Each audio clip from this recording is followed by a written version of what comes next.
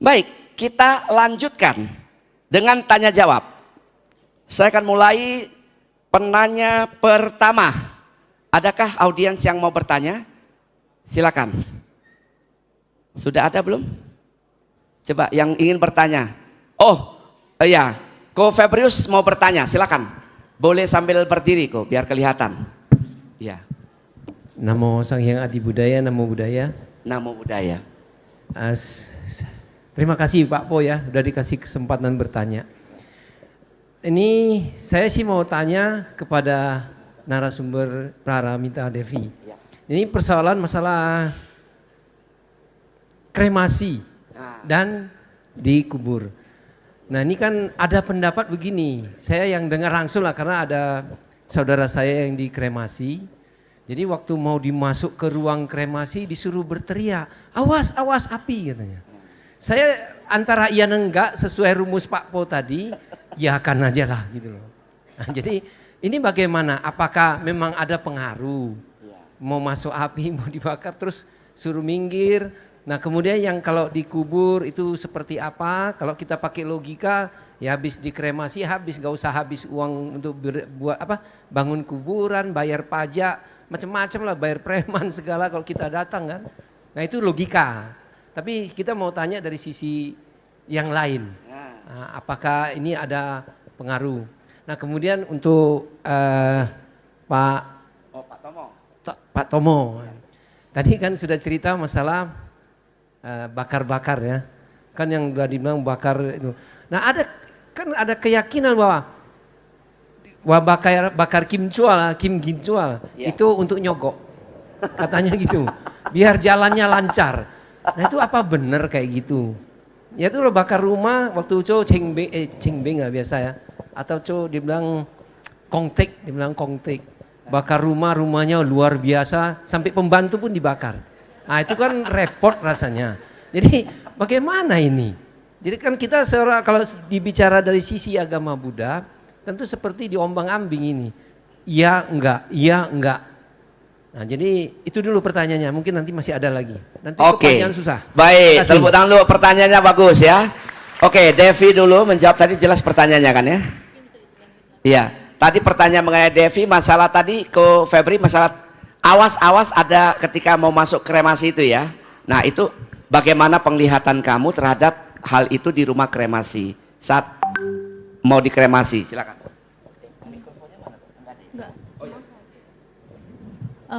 Sebenarnya kalau saya sih jujur baru dengar juga nih kalau kremasi harus bilang awas-awas ada api. Itu ngomongnya ke siapa?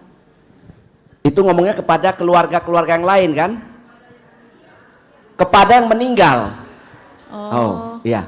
Nanti bisa ditambahkan lagi ya. Iya. Mungkin ya Pak itu lebih cocok ya? Lebih cocok. Tapi kalau saya mungkin bilangnya gini. Sebenarnya sama sih. Kita pun ngomong atau enggak itu enggak masalah karena kan ya mendiang itu sudah tidak ada gitu kan. Mungkin hanya bagian dari tradisi atau kepercayaannya aja. Jadi kayak mau ngomong boleh, enggak juga enggak apa-apa. Bukan berarti kalau misalnya kita enggak ngomong tuh ada sesuatu hal yang bikin bahaya yang akan terjadi. Itu kalau menurut aku enggak sih. Oke, baik. Kotomo nambahkan silakan. Ya, ada mikrofonnya? Oh tidak ada, cuma satu. Baik. Berbagi kita berarti ya. Oke, jadi saya bantu jawab yang tadi masalah api awas ya. Itu lebih ke gini, karena kalau kita kan roh ini kita dibagi dengan dua tahap. Ada yang dinamakan jiwa dan ada yang dinamakan roh. Roh itu berhubungan dengan raga dan jiwa itu adalah kesadaran yang akan kembali ke alam langitnya kalau kita bilang. Jadi roh itu ke bumi dan jiwa itu kembali ke langit. Jadi pada saat kita bilang awas api sudah datang, itu sebenarnya lebih ke gini, ke distract energi. Bagaimanapun energi yang meninggal itu akan takut dengan energi api. Jadi bisa melemahkan energi dari mereka. Itu pertama. Kedua itu adalah sebuah rasa bakti. Ibarat api sudah datang, tapi kalau rasa bakti kita udah tahu api panas kenapa dibakar. Kan gitu. sebenarnya konsep pembakaran itu bukan sekarang aja. Zaman dahulu juga sudah ada. Tapi karena dulu untuk mencari kayu untuk membakar peti mati akong-akong kita yang zaman dulu kan terlalu besar ya. Jadi itu lebih mahal dibandingkan dikuburkan. Maka dikatakan ragah itu akan kembali ke bumi. Maka itulah pertama itu ritual perkuburan.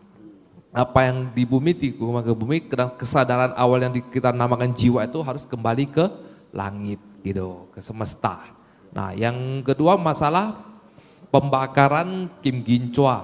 Makanya saya katakan tuh Kim Ginchwa itu sebenarnya sudah ada dari zaman-zaman purba, zaman kerajaan.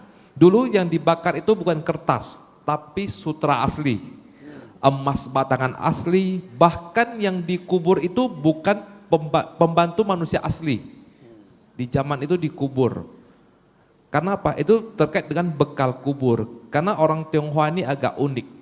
Apa yang dibutuhkan di saat kita hidup, maka saat kita meninggal itu akan diikut sertakan. Jadi zaman dulu itu kalau pernah dengar terakota, terakota. Nah itu kepercayaan, maka kalau orang dulu itu, kalau sekarang kan kita kalau bisa dekat dengan kalau raja suka sama kita kan kesannya baik kan. Kalau zaman dulu itu raja suka sama kita itu kita bahaya. Karena kalau beliau meninggal kita tuh dibawa, dikubur. Jadi kalau bisa dulu lebih baik raja jangan lihat kita, biarin aja kita lihat sana, jangan tandai kita gitu. Jadi itu terkait dengan bekal kubur. Sampai akhirnya, karena kan dulu kan rakyat itu tidak bisa menikmati ritual bekal kubur, karena mereka mau kubur apa, gitu. Dan akhirnya ada seorang yang kita kenal tuh Cailun. Cailun itu adalah penemu kertas, seorang Kasim. Jadi awal mula beliau tuh menemukan kertas, dibuatlah baju kertas, kimkin, batangan, apa yang orang hidup punya tuh orang meninggal juga adalah dikaitkan dengan bekal kubur. Jadi rakyat biasa juga bisa mengikuti kebudayaan kerajaan. Jadi apakah itu bisa diterima? Nah seperti yang tadi Bapak Romo Febi bilang ya, itu sogokkan. Nah inilah konsep yang salah. Mikirnya itu dewa-dewa itu bisa disogok. Nah disogok oke, urusan selesai. Bukan, sebenarnya Kim itu lebih ke terang dan Gin itu lebih ke jalan. Jadi kalau arwah ini punya terang, punya jalan, ya itulah mereka kan bisa ke alamnya itu lebih gampang. Jadi kalau kita ngomong secara gitu, orang Tionghoa ini rada bandel, nggak akan dengar. Maka suka nggak suka, percaya nggak percaya, di semua kebudayaan Tionghoa itu akan dibangun sebuah mitos. Tapi di dalam mitos itu akan ditekankan beberapa norma-norma yang kita harus tahu gitu. Jadi bukan sogokkan gitu. Kalau kita baca teks klasik yang lama, sebenarnya seperti yang jangkung putih, pendek hitam, itu setelah adanya Buddhisme masuk, baru dewa-dewa itu ada. Sebelum itu belum ada. Gitu. Jadi ya kalau kita bakar ya, ibarat gini seperti saya bilang tadi, daripada kalau kita nggak terbiasa baca parita atau apa, itulah doa diam. Tapi saya ada kutip dari dulu seorang filsafat itu, filsafat Zhuangzi. Dia selalu mengajarkan begini, lakukanlah ritual kematian itu secara sederhana. Jadi filsafat Zhuangzi ada Laozi, Zhuangzi, Mozi. Ini Zhuangzi dan Mozi ini yang pertama kali paling melarang ritual penguburan secara jor-joran begini. Takutnya di rakyat jelata itu akan mengikuti dan jadi dia itu paling nggak setuju dan akhirnya dia tekankan itu buatlah ritual penguburan itu secara sederhana. Nah, jadi makanya saya bilang jangan jadikan ini sebuah transaksional. Saya bakar banyak, semoga-moga saya dapat banyak. Hari ini saya bakar kasih akong 1 truk kimchwa, besoknya nanti kasih 1 rumah. Dan rumah itu semua terkatakan dengan bekal kubur. Ya ibaratnya begini, kita mengingat jasa akong kita ataupun mama kita, papa kita waktu sampai kita besar dia berikan rumah kasih kita gitu. Jadi kita dengan rasa bakti itu, dengan rasa bahagia kita kasih rumah juga lah di alam sana. Ada atau tidak, dari mana kita memandang gitu. Jadi seperti kalau kayak Pak Bo bilang, ada enggak? Kan Pak Bo bilang tadi saya berjalan di alam-alam yang lain. Nah, ada enggak rumah itu di sana? Semua itu akan menjadi sebuah kebajikan. Jadi seperti yang tadi kita lihat penggalangan dana. Sebenarnya bulan 7 ini adalah salah satu itu adalah hari bumi, atau saya bilang itu bulan kebajikan. Sebenarnya ulang bana itu kalau kita menurut versi yang saya jalani itu ada 3 hal.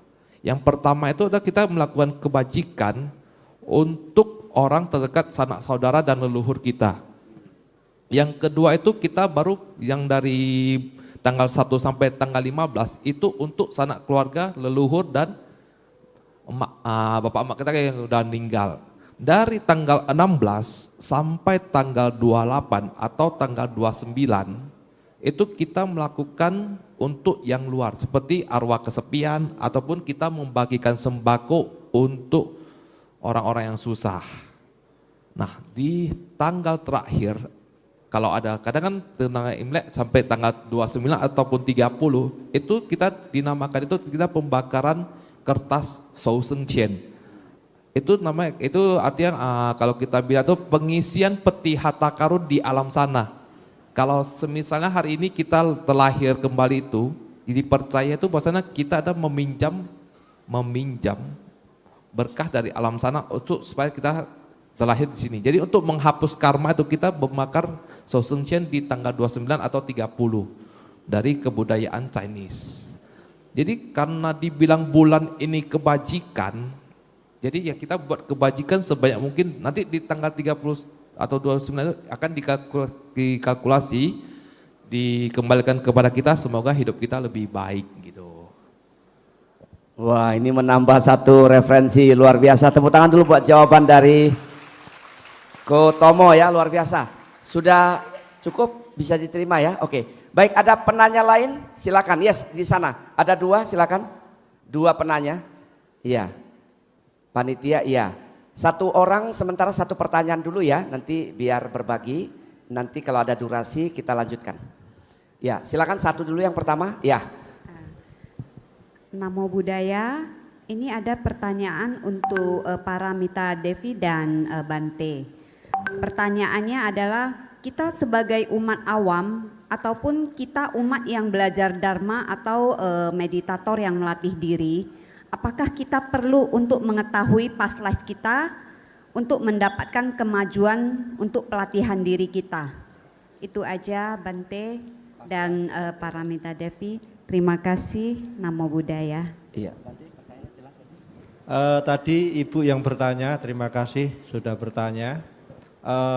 Kalau berbicara tentang past life, Anda bertanya bab itu atau soal itu adalah pilihan. Karena tidak ada kewajiban dan keharusan bagi siapapun itu harus tahu. Ya. Jadi kalau ini pandangan bijaknya seperti ini. Mungkin kalau mental kita kuat, bijak, kita dikasih tahu, misalkan dulu ini baik kehidupanmu, happy lah dia. Ya kan, happy, senang dia. Tapi kalau dikasih tahu, dulu kau terlahir sebagai babi ya misalkan, atau yang lain. Ya, gimana? Jadi dari sudut pandang kami sebenarnya itu memang pilihan. Ya, itu pilihan, enggak ada keharusan. Kalau kita pengen tahu ya silakan, kalau memang Anda enggak perlu enggak masalah. Enggak keharusan kok. Cuman kalau kita sudah paham dharma, sekalipun kita tahu, kita ngerti itu di kehidupan masa lampau kita seperti apa, maka mari itu kita jadikan renungan. Ya. kita jadikan renungan bagi kita. Jika tidak baik, maka apa yang harus kita lakukan? Kalaupun yang baik, ya jangan sombong. Ya, intinya apapun yang terlihat semuanya itu juga tidak ada jaminan pasti dalam artian untuk kedepannya kehidupan kita. Karena yang terpenting di sini bukan apa yang kita lihat pada waktu itu, tetapi bagaimana sikap mental dan perbuatan kita yang menentukan masa depan kita. Bahkan Buddha sendiri sudah mengatakan, jangan pernah terjebak di masa lampau, masa lalu. Hiduplah saat ini. Dan juga jangan hidup di hari esok. Jadi kita agar diharapkan memiliki satu kesadaran untuk hari ini, untuk fokus pada saat ini. Ya, itu yang terpenting. Nah, jadi Anda tidak perlu ingin tahu dan mengetahui ya seperti apa, jangan jadikan patokan nanti itu akan merubah hidup Anda sepenuhnya. Itu semua kembali lagi, kalau sikap mental perbuatan Anda tidak baik ya sama saja, tidak bisa. Ya, ini yang harus diingat. Buat Ibu siapa tadi yang bertanya? Ya, yang menjalankan dhamma. Nah, justru kalau orang meditator justru malah nggak pengen. Kalau orang meditator ya biasanya seorang yogi, para pelaksana praktisi Buddhis, praktisi dhamma yang kuat, justru malah ndak begitu tertarik ingin mengetahui kehidupan sebelumnya, ndak. Karena dia meyakini bahwa dharma akan membawa kehidupannya lebih pada satu tingkatan yang lebih baik, level yang lebih baik, seperti itu. Nah, ya, jadi bisa dipahami ya.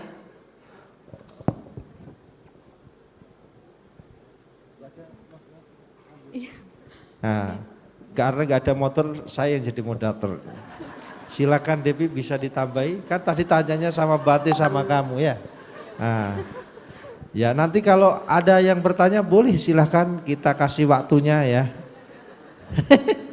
Tanya Bu, betul kata Bante, apakah kita sangat butuh melihat kehidupan lampau untuk kemajuan spiritual kita? Ya enggak, tapi kalau misalnya kita bisa mengetahui kehidupan lampau kita, sebetulnya ada banyak sekali hal yang bisa kita pelajari.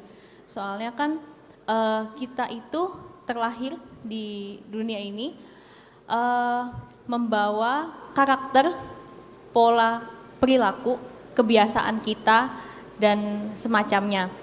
Itu juga bisa menjelaskan kenapa di kehidupan sekarang tuh kita mengalami masalah seperti ini.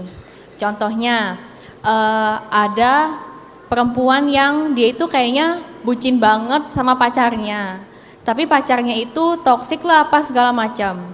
Terus dia tanya, kehidupan lampau saya apa dengan pacar saya, kenapa saya kok kayaknya cinta banget tapi dianya enggak gitu.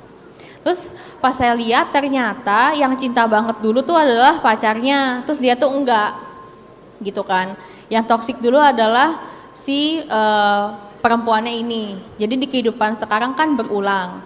Nah terus dengan tahu itu selanjutnya apa? Ya dijadikan pelajaran ketika dia tahu, oh ternyata dulu saya yang melakukan hal itu, jadi di kehidupan ini tidak diulangi lagi. Bisa juga tahu kayak bakat di kehidupan lampaunya tuh apa. Soalnya biasanya akan mengulang. Kalau misalnya ada yang mau tahu, oh di kehidupan ini saya mau tahu bakat saya apa, terus kayak misi hidup, tujuan hidupnya apa. Nah kita bisa lihat dari kehidupan lampau kita bagaimana. Nah terus kalau misalnya kita tahu kehidupan lampau kita dengan metode hipnoterapi, kadang itu juga bisa membantu kita supaya melepaskan trauma tertentu. Ini pengalaman saya pribadi. Saya itu meskipun udah bicara di depan umum ini dari kelas 6 SD, tapi saya masih mengalami panic attack setiap saya mau ke panggung. Ini jujur, yang tahu saya kayak gitu cuma mama saya doang. Jadi saya tuh kayak istilahnya kayak orang tuh dicekek kagak bisa napas. Cemasnya itu berlebihan. Nah terus kemudian saya coba untuk menghipnosis diri saya.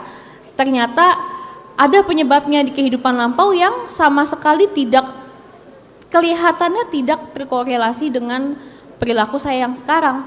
Tapi anehnya setelah tahu begitu, panic attack saya hilang. Gitu. Jadi sebenarnya ada banyak manfaat yang bisa kita dapatkan dari mengetahui kehidupan lampau. Selain bisa refleksi, bisa juga untuk melepaskan trauma tertentu. Kalau dari saya sih begitu. Iya, berarti sudah terjawab ya.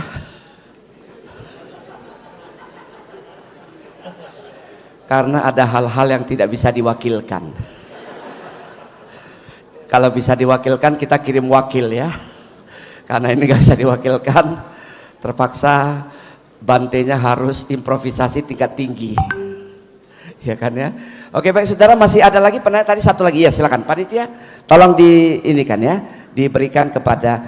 Baik, jadi saudara saya sarankan Anda bertanya yang banyak aja, nggak apa-apa. Maksudnya yang selama ini kita alami, saya jujur kan kita sama-sama orang sini ya, pasti banyak sekali ada istiadat yang kadang kita nggak paham.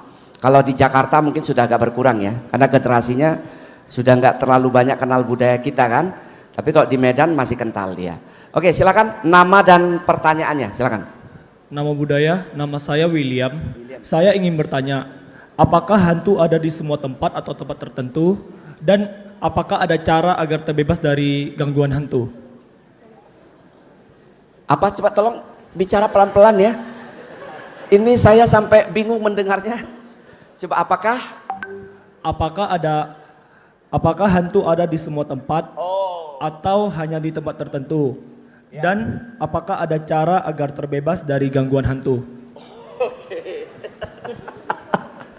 Oke, karena bicara terlalu cepat, saya pikir saya harus belajar lagi gitu kan ya, untuk memahami. Apakah hantu ada di semua tempat dan bagaimana cara kita menghindarinya? Pertanyaannya William, apa sering dikejar hantu? Enggak, oke. Silakan, Devi dulu deh, Devi, silakan.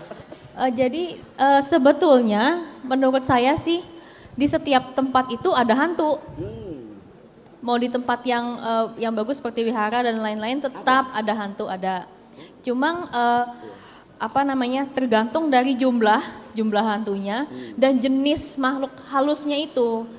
Semakin angker suatu tempat, satu semakin banyak, dua makhluknya makin ganas. Kan orang bilang kalau di tempat suci itu nggak ada, tapi makhluknya paling satu dua, terus yang lain pada ngumpet di belakang. Kalau ditanya kenapa ngumpet, takut sama dewa yang jagain gitu. Oke, terus yang dua itu kenapa berani? Pertanyaan bagus. Soalnya mereka tuh polos anak-anak gitu. Oh. Iya, kalau makhluk halus itu makhluk peta ya maksudnya. Iya. Mereka itu sebenarnya segan sama manusia dan segan sama dewa.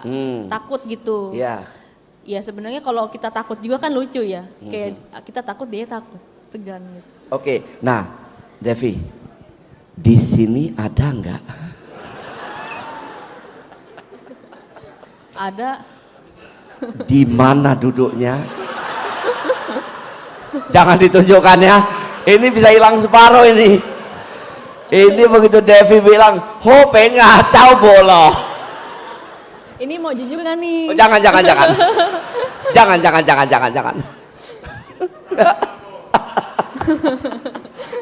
Iya kan? Gimana? Silakan. Kalau di ruangan ini sih sebenarnya kalau saya disuruh bandingin lebih banyak manusianya sama makhluk halusnya, lebih banyak makhluk halusnya. Lebih banyak makhluk halusnya. Iya. Enggak, makhluk halus yang baik atau tak baik? Jadi sebenarnya kalau makhluk peta itu pada dasarnya adalah baik. Yang disebut dengan makhluk peta yang jahat, sejahat-jahatnya lebih jahat manusia. Lu jangan tersinggung ya. Ya, di meja ada, di meja. Oh, nggak ada orangnya. Bolang si beokin lah oh. Oke, jadi ada ya selalu ya. Ada. Nah pertanyaannya ya Devi ya, kenapa mereka berada di semua tempat itu ngapain ya? Maksudnya apakah mereka ingin ditolong, ingin mendengar dharma, parita atau apa ya? Bisa dua, satu emang pengen ditolong, dua emang tinggalnya di situ. Tinggalnya di situ. Iya. Jadi Bante berbagi tempat tinggal. Ya, kurang lebih begitu. Soalnya kan Iya. kalau makhluk peta itu, alam peta, menurut saya sih, kalau manusia kan cuma punya satu dimensi toh, Iya, gitu. betul. Jadi, Pak Pok kan dimensi sama nih bisa megang. Betul. Nah kalau makhluk peta itu enggak, mereka itu alamnya banyak dimensi-dimensinya. Jadi kadang kenapa saya lihat, oh ada makhluk halus yang ini kok seperti tidak melihat makhluk halus yang ini, soalnya dimensinya beda gitu. Nah itu Oke. mereka ya memang sudah tinggal di, tapi mungkin terkait pertanyaan tadi, Iya. bagaimana caranya supaya kita menghindari gangguan. Iya. Nah kalau makhluk peta yang mengganggu itu sebenarnya sih karena mau minta tolong. Kalau kita rajin baca parita, kita rajin meditasi, biasanya mereka akan lebih segan. Kalau muncul paling ya tidak akan semenakutkan itu. Oke, cara membantu mereka baca parita Baca tanpa menyebutkan dia dong, kan kita nggak tahu namanya kan? Iya, gak harus juga. Kadang kita pikirin makhluk petanya itu juga nggak apa-apa. Misalnya nih kita Iya. baru ditampakin sama kuntilanak. Iya. Terus kita nggak tahu nama dia siapa. Ya udah pas kita baca parita pelimpahan jasa kita bayangin aja wajah kuntilanaknya gitu. Iya. Wajah kuntilanak kayak gitu liatnya ke sini. Memang agak-agak seram juga ya kita ya. Baru kali ini selama saya acara ya, ada yang menyerupai. Luar biasa. Iya, iya.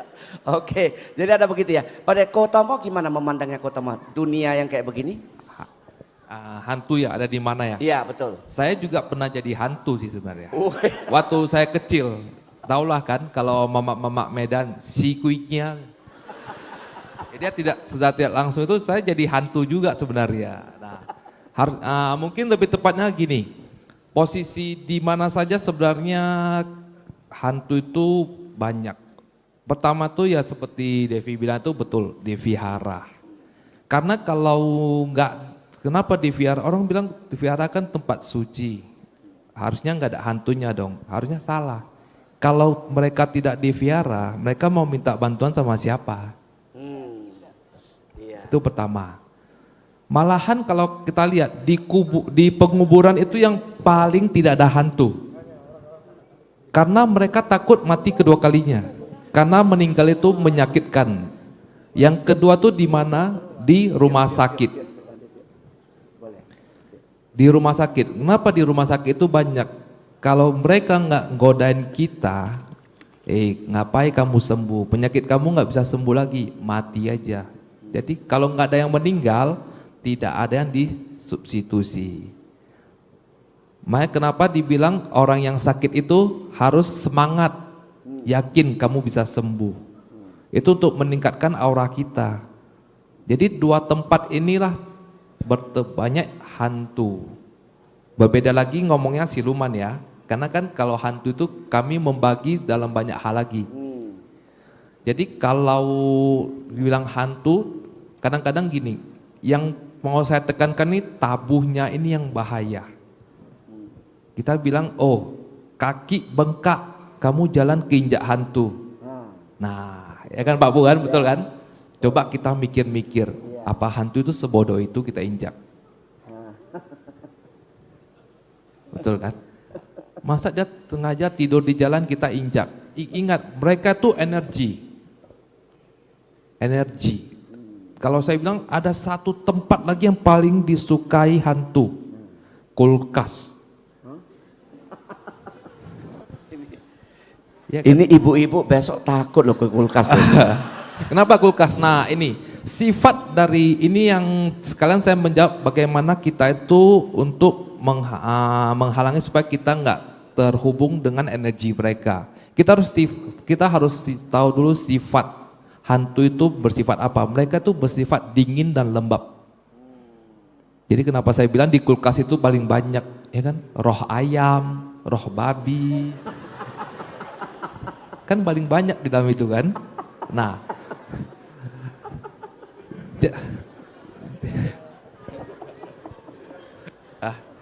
jadi karena mereka bersifat dingin, jadi mereka tuh paling suka tuh menyukai tempat-tempat yang lembab. Jadi bagaimana kita itu supaya terhindar, pertama itu jaga suhu badan kita. Jadi kalau kita menginjak mereka, tubuh kita ini memancarkan cahaya panas. Jadi energi dingin itu akan terdistract. Sama seperti kita naik mobil, ibaratkan kita menabrak mereka, mereka itu akan terbuyar. Terbuyar itu bagaikan angin, nanti akan menyatu kembali. Ibaratnya kita ditabrak itu, badan kita tuh terlepas semua dan kemudian tergabung. Jadi mereka nggak mungkin. Gitu. Ada yang bilang sembunyi di kolong mobil, ada yang bilang di bawah pohon. Bahkan mereka kan siang-siang bukan nggak ada hantu, ada, tapi mereka tuh di sekitar pohon untuk menghindari cahaya itu. Karena mereka itu kan seperti kita masak air, mereka kan terlebur. Karena kalau di bahasa Mandarin ya, hantu itu kan kita bilang kui. Kalau energi mereka terdistrak lebih sedikit, mereka itu akan menjadi se. Se itu berarti mereka akan lebih melambat untuk jadi tumbimba lahir. Nah, jadi kalau di kepercayaan yang saya taoisme, roh itu, hantu ataupun arwah gentayangan itu akan kami undang. Pertama itu kita akan lakukan ritual pertobatan untuk beliau-beliau ini. Karena dengan mereka bertobat, kita baru boleh meminta pengampunan. Jadi kalau di Buddhis atau Mahayana mungkin ke Ticawang Pusat.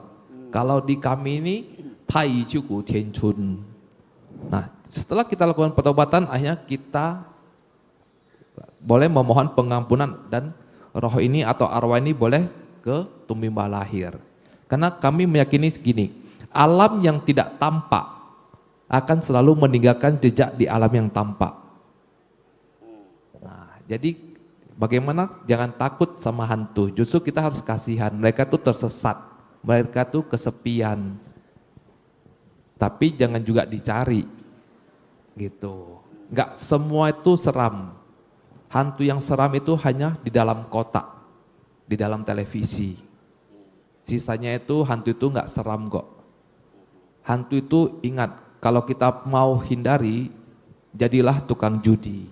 Hantu itu paling takut sama tukang judi, karena enggak habis-habisnya diminta. Oke, terima kasih, tepuk tangan. Gotomo, silakan Bante, menambahkan Bante. Kayaknya udah seru tadi kan, udah cukup lah ya. Cuman sekedar pesan ya buat saudara penanya. Yang perlu ditakuti hantu itu saat dompet Anda buka, saldonya nggak ada. Nah, jadi kita sebagai umat Buddha seyogianya jangan pernah takut dengan hantu atau setan ya. Karena mereka ini bisa kita katakan sebagai makhluk tak berdaya. Harus sebaliknya kita ini dengan cinta kasih kita memberikan pertolongan. Kalau tadi disinggung bahwa di wihara itu banyak makhluk-makhluknya, banyak setannya, ya benar. Gimana? Di rumah Anda jarang baca parita, jarang sembahyang. Nah kalau di wihara selalu ada sembahyang, di situ mereka butuh. Ya, mereka butuh lebih-lebih kalau kita saat upacara-upacara tertentu, kita malah mengundang jauh lebih banyak yang datang.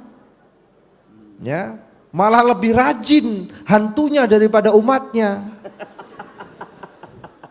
Ya, umatnya sudah dipublish, diinfo, di broadcast, pasang baliho gede-gede.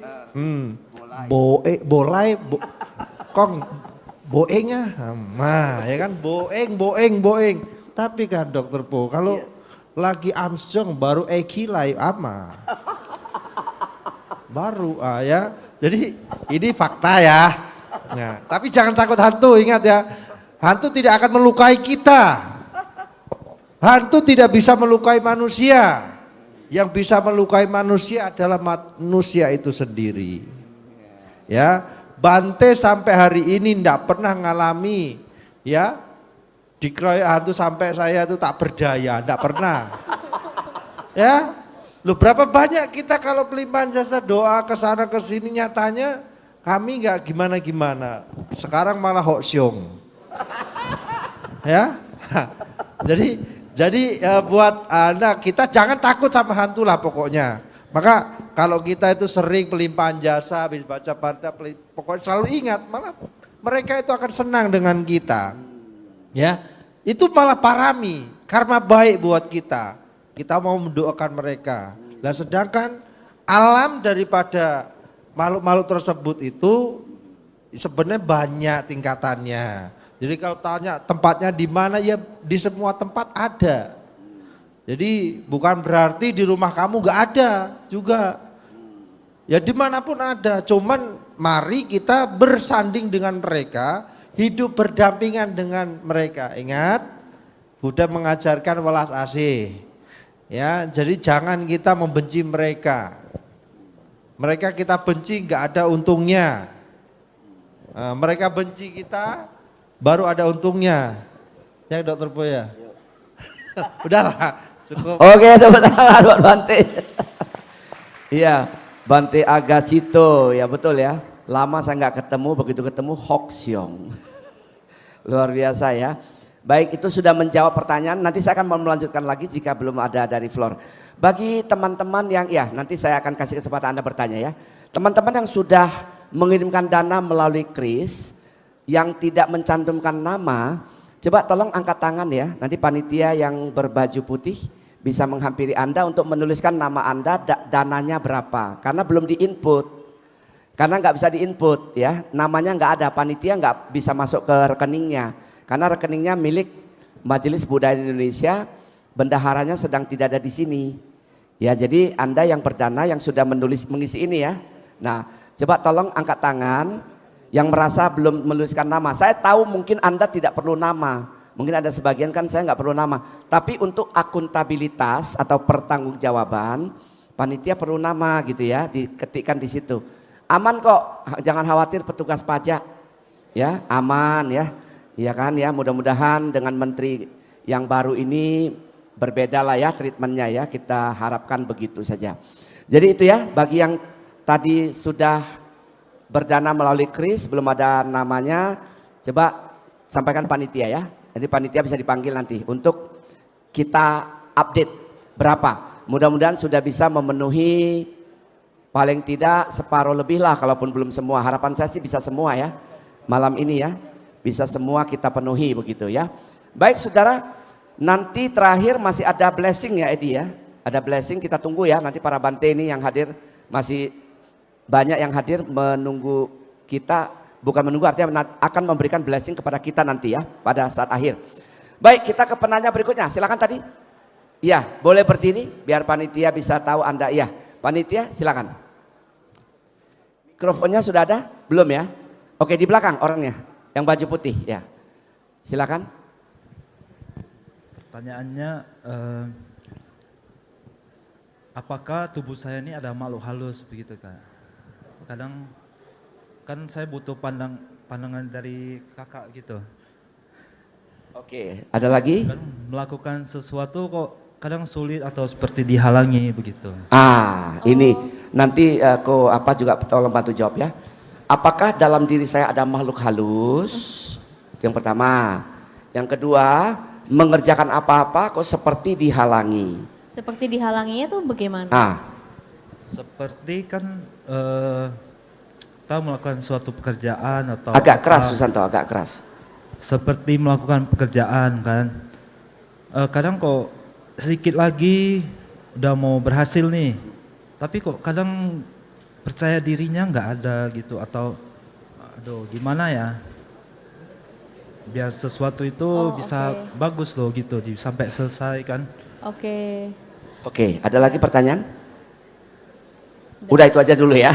Itu aja dulu. Oke, silakan duduk. Terima kasih, tepuk tangan dulu buat Susanto. Oke, silakan Devi. Ya. Sebetulnya orang-orang itu kan juga suka mengkaitkan diikutin makhluk halus sama dia itu kalau mau melakukan sesuatu kayaknya gagal terus atau ada yang menghalangi gitu ya. Sebenarnya sih kalau dari saya mau membedakan dua hal tersebut. Diikuti makhluk tidak sama dengan ketika mau melakukan sesuatu kayaknya gagal. Jadi ada banyak faktor nih sebenarnya yang menyebabkan kenapa pada saat mau melakukan sesuatu itu kayaknya terhalangi atau gagal. Bisa dari mental block kalau dalam hipnoterapi, Bisa dua, ketidakpercayaan diri atau self esteem yang rendah dalam psikologi dan banyak hal lainnya.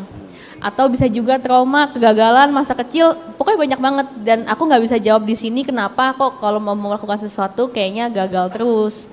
Tapi kalau boleh sekilas aja, sebenarnya aku melihat dia ini diikutin sama makhluk halus. Tapi nggak ada kaitannya gitu loh sama apa yang dia, masalahnya dia. Oke. Diikuti makhluk halus. Iya. Dirinya. Siapa itu? Kalau aku lihat sih ada leluhur. Banyak yang ikutin dia. Leluhur.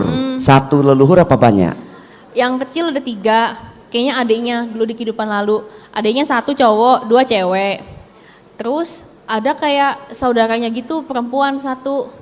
Nah itu ngikutin dia, sama tambah deh kakek-kakek 1. Kakek-kakek 1? Iya, mereka dari makhluk peta. Jadi sebetulnya kayaknya gini deh, kalau yang aku nangkep, mereka ini meninggal karena bencana. Nah, yang terlahir di alam manusia tuh cuma dia. Oh, cuma Susanto sendiri? Cuma dia. Oke. Jadi yang meninggalnya ini mau mencari bantuannya bagaimana? Nah akhirnya dengan mengikuti ke Ko Susanto. Oke, terus cara Susanto untuk mengatasi ini bagaimana? Kalau dari saya sih Iya. ya seperti biasa berbuat karma baik ya, berdana gitu apa segala macam, dibuat perasaannya happy dan ikhlas. Jadi bukan berarti kayak berbuat baik supaya jalan hidupnya lebih mulus. Berbuat baik, pelimpahan jasa, terus dibayangin aja untuk makhluk-makhluk yang mengikuti saya. Jadi disebut dalam hati gitu. Kalau mau yang kayak tadi saya bilang, adik saya 3 sama 1 lagi saudara saya gitu. Oh, disebutkan gitu ya? Iya, nggak harus pakai nama. Karena kan mungkin kalau menurut Ko Hendra juga yang bicara tentang energi, mereka itu kan menangkap energi kita nih. Kalau misalnya kita pelimpahan jasa, energi kita kan baik. Jadinya ya mereka udah ngerti karena mereka ada di energi field kita, deket-deket gitu. Seperti itu ya. Oke, baik, saran yang baik ya tadi, banyak melakukan kebajikan mungkin. Tapi Devi, satu lagi pertanyaan deh. Apakah setiap orang ya, ini berarti 100% loh ya, diikuti oleh makhluk lain, apakah halus, leluhur atau siapa begitu? Apakah begitu? Kalau dari saya sih tidak semua orang punya yang ngikutin. Enggak semua orang ya? Enggak semua orang. Meskipun orang-orang bilang kayak kepercayaan tertentu bilang setiap orang tuh ada yang ikutin, tapi kalau menurut saya sih enggak. Entah ada orang yang bilangnya kayak spirit guide atau apa gitu. Kalau saya lihatnya enggak. Jadi ada orang yang sama sekali tidak diikuti. Terus juga logikanya gini, kalau misalnya orang jahat nih, istilahnya enggak baik, apakah dia ada yang melindungi atau enggak gitu. Pastinya kan enggak, soalnya kan dewa pasti juga tidak mau berdekatan dengan manusia yang silanya tidak baik. Kalau dari saya itu singkatnya tidak semua orang. Tidak semua orang, dan yang mengikuti itu bisa makhluk dari alam rendah seperti peta tadi kan, atau alam tinggi seperti dewa. Campur. Malah ada orang kasusnya diikutin dua-duanya. Dua-duanya. Dua-duanya iya. Kriteria orang itu bisa diikuti apa ya? Kenapa ada orang yang diikuti, ada yang enggak begitu? Oke, kalau orang yang dilindungi sama dewa, ini secara spesifik, orangnya ini tuh silanya baik, itu yang pertama. Apanya sila? Sila. Oh, silanya baik. oke. Silanya baik, iya. Terus kedua, orang ini tuh kayak entah punya misi hidup atau apa, yang dia bisa membantu melestarikan dhamma itu sendiri. Oke. Jadi orang ini dilindungi sama dewa. Nah, kalau yang diikuti sama makhluk peta atau makhluk halus, ini kayak lebih random lagi. Kriterianya seperti apa. Karena yang ikutin itu bisa aja leluhur yang meminta tolong, bisa aja karena kalau kata orang yang ngerti supernatural Indonesia tuh bilangnya karena tulang ininya renggang lah apa segala macam, jadinya dia gampang diikutin. Jadi ada banyak faktor. Ya seperti itu ya. Nah, bisa kasih contoh nggak orang yang diikuti para dewa itu biasanya kehidupan dia kayak apa ya? Random juga sih, nggak bisa dibilang gitu karena kan kalau kita diikutin sama makhluk peta ataupun sama makhluk dewa tidak mempengaruhi kehidupan kita secara langsung. Cuma kalau dari aku nih sebagai orang yang mungkin bisa lihat gitu, dari aura agak beda. Dari auranya beda. Dari apanya? Aura. Auranya beda. Iya, auranya energinya beda. Auranya kalau auranya seperti apa itu? Misalnya saya lah, coba hanya nih biar asal jangan dia bilang aur-auran ya. Aur-auran pula kan bahaya ini ya. Coba, nah ini di syuting ya, tolong kata-kata dijaga. Enggak. Devi, maksud saya aura itu dari orangnya karena feeling atau kamu melihat dengan mata ketiga? Kalau saya sih, saya sebenarnya bisa merasakan energi orang juga Iya. dan ngelihat. Maksudnya positif atau negatif gitu ya? Iya betul. Oke. Jadi kalau yang diikuti Dewa yang cenderung positif tuh ya pembawaannya enak, aku ngerasainnya enak. Terus dari wajah juga mungkin ya cerah lah, meskipun gak semua, tapi Iya. ya cerah, orangnya kayak baik gitu. Begitu ya. Kayaknya kriteria dari saya ya. Iya. Oke, Pak. Iya. Enggak, kalau saya sih yang tadi sudah saya sampaikan, yang penting jadi orang baik aja lah ya. Mai hai silang hati bu. Ya kan, becoho su mai hai silang. Sudah becoho su ku hai silang culang kangko. Nah, ini yang hidupnya mungkin susah. Bikin banyak orang ketawa saja, ya kan, itu sudah happy, betul nggak sih? Sudah satu kebajikan yang luar biasa, ya kan begitu ya. Oke, mau tambahkan apa lagi silakan. Kalau Papo tuh energinya cenderung disukai sama dua alam gitu. Oh, dua alam. Ya. Apa aja itu? Yang tadi saya bilang ada orang yang dikit ini campur, ada dewa juga, ada makhluk peta juga. Iya. Nah kalau Papo kayak gitu, Oh, ada Adam Dewa, ada makhluk peta juga. ada peta juga. Iya. Oke. Kebetulan yang di sini makhluk peta yang ikutin sekarang. Oh, lagi peta ya. Iya. Oh, ini agak serem nih. Ini agak serem nih kalau kayak gini nih. Tapi pengaruhnya ke kita yang diikuti ya oleh dua alam ini, di kitanya apa ya pengaruhnya ya? Nggak ada pengaruh sih. Nggak ada pengaruh pengaruhnya ya? signifikan, iya. Begitu. Oke, baik, terima kasih. Kotomo, coba kalimat sambungan yang tadi Kotomo. Yang diikuti orang dia ada leluhur. Tadi kan pertanyaannya ada makhluk halus nggak seperti itu? Gini, yang harus kita tahu tuh ada atau enggaknya itu kan semua karena keterikatan. Tujuan kita mempelajari Dhamma, kalau kitab suci itu semua agama itu sebenarnya mengajarkan satu, kita terbebaskan kan, tidak terikat. Nah, kalau dari yang tadi siapa namanya? Susanto. Susanto. Saya hanya punya satu kata buat dia. Hilangkan keraguan, jangan banyak berhitung, akhirnya sendiri menutup diri sendiri. Oke. Jadi sifat keraguan, tidak percaya diri itulah celah untuk yang halus-halus itu masuk. Jadi hilangkan dulu kepribadian itu sebelum kita melihat apakah yang terhubung itu yang dari dalam diri kita atau luar. Karena di konsepnya Taoisme itu kita tuh melihat ke dalam diri kita itu sudah ada roh atau sen ataupun dewa tubuh. Dan itu dibagi jadi dua. Mungkin tadi ada dipaparkan sama Devi juga, yang kalau di Dewi itu mungkin di alam peta sama yang di atas. Jadi saya ambil gampangnya gini adalah yang itu bersifat yang baik dan yin itu yang bersifat buruk. Tapi yin yang ini bukan buruk ya namanya. Yang itu bersifat itu keras dan terang, yin itu bersifat lembut. Maka dibutuhkan keseimbangan di tubuh kita. Terlalu banyak yang yin yang lembut dan dingin ini ya tubuh kita sakit. Dan akhirnya ya kita ngomong itu makhluk peta dan memperburuk tabiat kita. Kalau kita yang kita terlalu besar juga, terlalu panas, ya kita tuh keras kepala. Jadi inilah yang membentuk tabiat dalam tubuh kita. Jadi kita harus lihat yang di dalam dulu sebelum kita melihat sejengkal di atas kepala kita. Jadi tubuh kita sendiri ini juga sudah ada sennya. Jadi kalau orang bilang itu, oh saya ini ada diikuti sen, satu kata saja, terima kasih, masih ada yang mau berkati kita. Kenapa? Di dalam tubuh kita ini pun ada sen. Makanya tubuh kita ini sebenarnya, ya ini nanti bisa terlalu panjang ya. Mudah-mudahan nanti lain kali diundang Tokso kita bahas lagi ya Pak Bu ya. Mudah-mudahan kalau dikasih proyek lagi.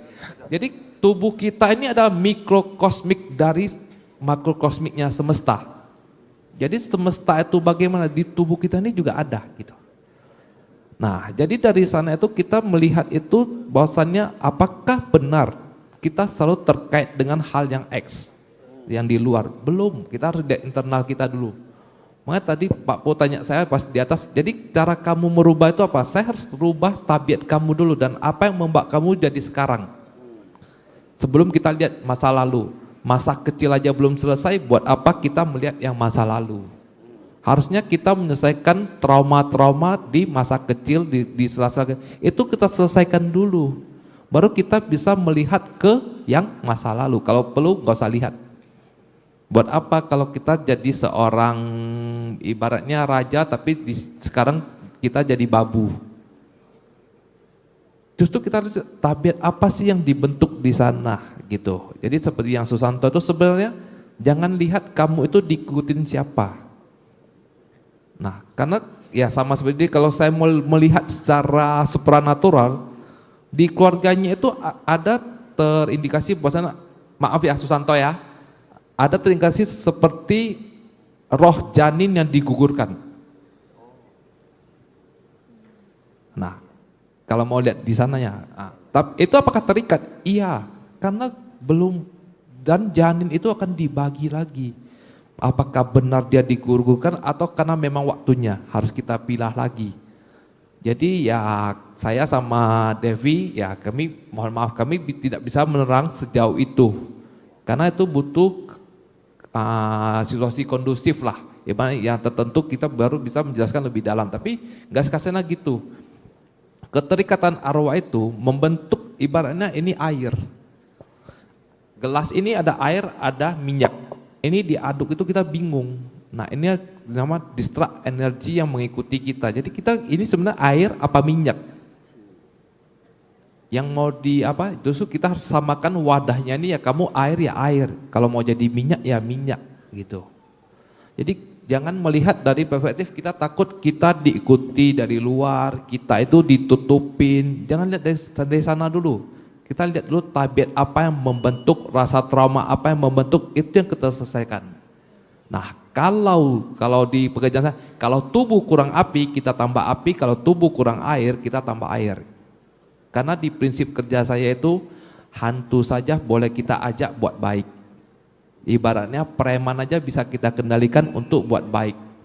Pisau tajam nggak tajam itu tergantung siapa yang pegang gitu. Jadi jangan takut bahwa ada hantu jadi saya jadi buruk, belum tentu. Kita ada metode, kita ada cara, kita boleh edukasi, kita boleh ajarin itu untuk bagaimana memanfaatkan kesialan itu jadi keberuntungan. Dan keberuntungan itu bisa jadi sial. Jadi kita hanya mengedukasi di sana. Jadi kalau saya bilang ya ini ya umum lah terjadi yang seperti pasien yang saya jumpa juga belum gitu. Apakah saya ditutupi orang, apakah saya ada yang mengikuti, apakah ada leluhur yang lagi mau hukum saya. Nah jangan lihat terlalu jauh dulu, kita lihat ke dalam dulu tabiat yang membentuk hal tersebut. Dari sanalah baru kita pelan-pelan selesaikan. Oke, satu lagi pertanyaan lanjutan ya mengenai ini. Tadi soal rezeki ditutup ya. Biasanya kan yang saya tahu ya, saya bukan pedagang ya kan, saya nggak ngerti. Tapi pedagang ada yang bilang, kayaknya toko kita ditutup deh. Ada kayak gitu kan ya, ditutup orang gitu kan ya. Nah bikin upacara supaya entah apalah caranya kan ya, supaya toko kita jadi terang, ada rezeki. Toko sebelah ramai sekali kok kita enggak. Nah kan gitu ya, berarti ditutup orang. Nah sama pertanyaan tadi kan, apakah aura saya ditutup? Ya sehingga saya sudah mendekati mau sukses mau berhasil kok gagal gitu. Nah kalau begitu bagaimana? Itu gini, perspektif itu kadang-kadang kan dibawa dari doktrin atau dogma yang menjadi ketakutan di kita. Sebenarnya toko ditutup itu gini, mereka itu menggunakan sesuatu hal yang mengandung unsur yang tidak baik. Contoh paling kalau pernah dengar itu dengan tanah kuburan. Tanah kuburan. Tanah kuburan. Maksudnya apa di apanya? Bangunannya? Tanahnya itu dilempar ke toko kita. Ke toko kita. Nah, oke. Masalahnya gini, apakah tanah itu benar apa enggak? Kita bisa ngalahin hati kita enggak? Sebenarnya ini gampang ya untuk selesaikan tanah kuburan ini, tapi Kalau saya bilang nanti entah proyek saya masih ada nggak Pak Po gitu.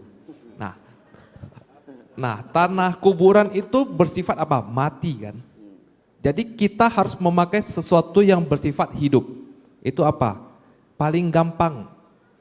Itu bisa dilakukan semua ibu-ibu. Jadi nggak usah susah-susah cari jimat. Kalau bisa jangan cari saya minta jimat.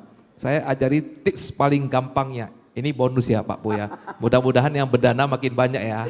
Nah, tips pertama itu gunakan yang bersifat kehidupan itu apa? Cucian air beras. Cucian air beras. Karena beras itu kan menyimbolkan sebuah kehidupan. Jadi lawanlah sesuatu yang mati itu dengan yang hidup.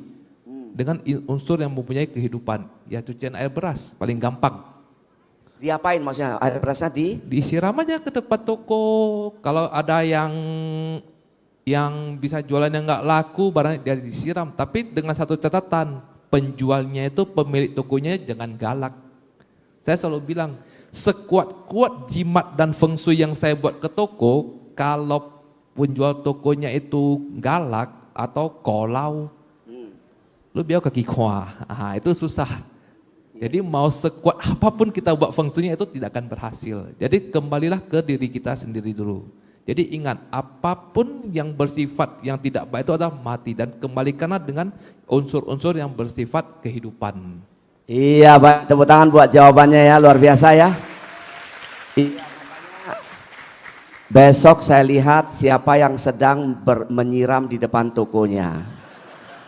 Kalau ada besok yang nyiram depan tokonya, ya fixed ilmunya Master Hendra Tomo dipraktikkan dengan sangat sempurna, ya kan ya, kan begitu ya, ternyata siram-siram ya kan.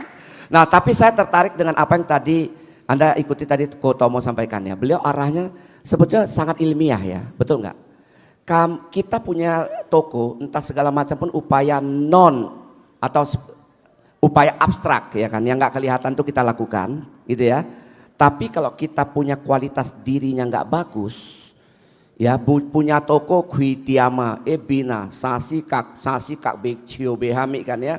Makanya pepatah Tiongkok bilang tadi kan, beliau bilang gitu, arahnya kan ke ilmiah sebetulnya kan ya. Orang Tiongkok punya pepatah bagus, bunyinya gini Bante, jangan buka toko kalau kamu tidak bisa tersenyum. Itu pepatah Tiongkok. Ya kalau Anda nggak setuju ya buat pepatah sendiri. Tapi saya setuju.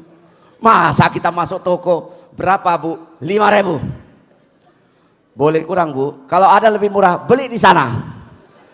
Ini jualan apa? Ngajak berantem.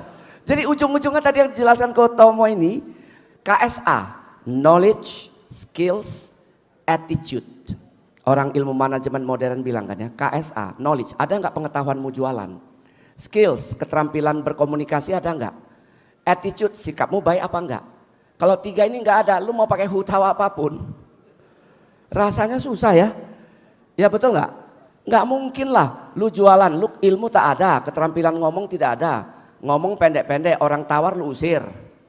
Kan begitu kan? Nah, saya bilang beliau sampaikan itu. Jadi intinya lebih ke situ juga ya. Nah jadi buat Anda yang selama ini mungkin merasa diganggu, rezeki kok nggak lancar, ya kan? Nah, coba lihat ke dalam. Tadi kan beliau sampaikan juga kalimat dari guru, siapa tadi yang melihat ke dalam tuh ilmunya siapa? Kita harus melihat ke dalam diri kita sendiri. Sendiri dulu. Jadi kita harus lihat dari diri kita, apa yang kita ubah itulah. Jadi kalau kita nggak lihat dalam diri kita sendiri ya sama doang gitu. Jadi ubahlah, karena apa? Merubah feng shui di toko, ya rubah dulu feng shui dalam tubuh kita. Nah itu kalimat yang paling bagus, tepuk tangan dulu buat beliau ya. Jadi mengubah feng shui di luar jauh lebih bagus mengubah feng shui dalam diri. KSA diperbaiki, knowledge ditingkatkan, skills ditambah, ya kan ya. Kemudian attitude, ya sudah ada kalimatnya kan, your attitude determines your altitude, ya kan. Your attitude determines your altitude. Sikapmu menentukan ketinggianmu. Nah itu dia, ya kan. Sikapmu menentukan ketinggianmu. Artinya jualanmu laku apa tidak, sikapmu. Betul tidak? Coba kita ramah, orang minta boleh lebih sedikit sih, kasih. Besok dia datang lagi, dia cerita sama orang. Tapi kalau timbangan kita kurang-kurangi, jangan beli situ, dikurang-kurangi terus saya kemarin tuh. Kan begitu kan, nah jadi itulah saudara sekalian, saya kok lebih pas ke situ ya, jadi pas gitu kan. Walaupun saya tidak mengatakan bahwa hal-hal yang abstrak itu tidak ada. Itu ada, ya cuma saya nggak bisa lihat aja. Ya mungkin kita sebagian besar nggak bisa lihat kan, kalau mereka kan bisa lihat begitu ya. Oke saudara, itu tadi saya lihat ada yang tunjuk tangan satu lagi terakhir ya, ini terakhir. Panitia sudah kasih saya tanda. Panitia boleh satu lagi yang terakhir sekali ini. Kalau tidak saya terima, saya takut nanti ditagih pada kehidupan mendatang. Jadi lebih bagus sekarang aja saya terima pertanyaannya ya. Nanti ibu bapak yang tadi namanya belum ada, tolong walaupun Anda tidak butuh nama Anda boleh tuliskan nama anak, nama cucu, nama siapa saja lah ya. Di sini ya, yang tadi supaya apa? Supaya panitia bisa menuliskannya ya, sehingga kita tahu update-nya berapa gitu. Harapan saya kita bisa penuhi lah ya. Oke, silakan.